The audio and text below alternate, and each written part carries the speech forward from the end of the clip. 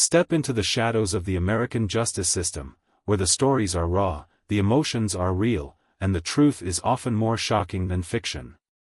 From heinous crimes to tragic backstories, we uncover the untold journeys of women sentenced to die.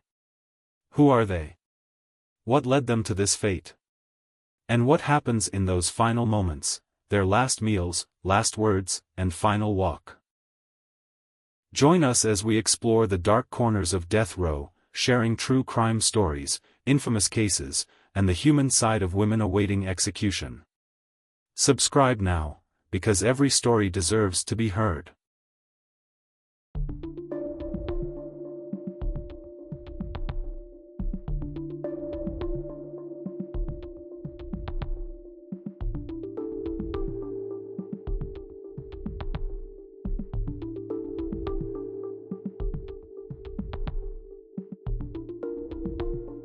Carrie was convicted of torturing and murdering another woman by injecting her with a syringe of battery acid.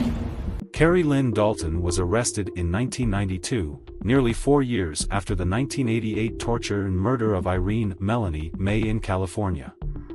She was convicted of first-degree murder in 1995 and sentenced to death in 1996.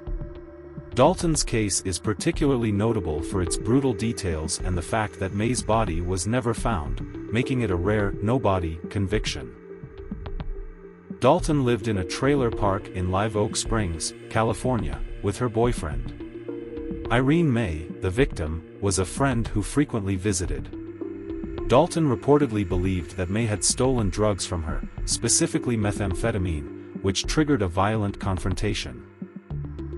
Witnesses testified that Dalton, alongside 2 accomplices, tortured May over several hours.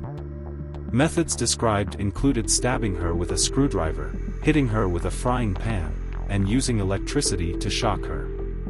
Ultimately, May was believed to have died from the severe beating. However, her body was never recovered, and no physical evidence linked Dalton directly to the murder. Despite the lack of a body, prosecutors built their case primarily on eyewitness testimonies from people who were present during the killing, many of whom were fellow drug users. Dalton maintained her innocence throughout the trial, arguing that the witnesses were unreliable due to their drug use and self-interest in reducing their own charges. Dalton was convicted in 1995 and sentenced to death.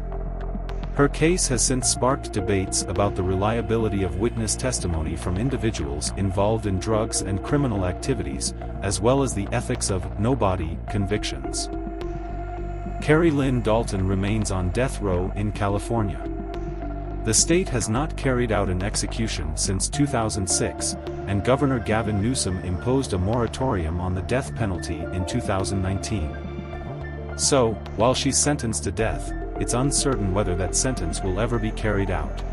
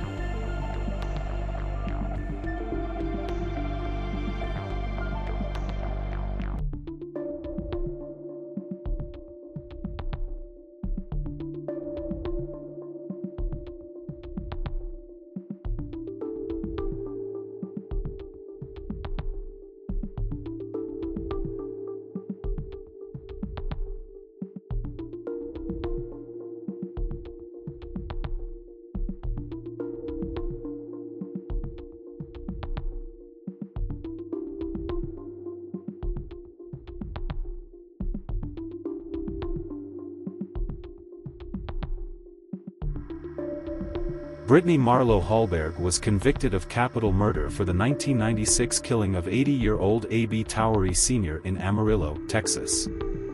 Her case stands out due to the gruesome nature of the crime and her claims of self-defense. Hallberg, a 23-year-old woman struggling with drug addiction and working as a sex worker at the time, met Towery, a retired man. On November 13, 1996, she went to his apartment. The prosecution argued that Hallberg attacked Towery during a robbery for drug money, stabbing him over 60 times with a variety of household objects, including a fork, a knife, a lamp, and even a vacuum cleaner hose. Hallberg claimed the killing was in self-defense, stating Towery sexually assaulted her and she fought back. However, the brutality of the murder, coupled with evidence that Towery was found with his pants still on and a large sum of cash still in his wallet, undermined her version of events. After the murder, Hallberg fled the scene and was later captured at a Florida fast food restaurant, reportedly after being recognized from America's Most Wanted. In 1998, Hallberg was convicted of capital murder. The jury, swayed by the violent details of the crime, her troubled past, and her flight from Texas, sentenced her to death.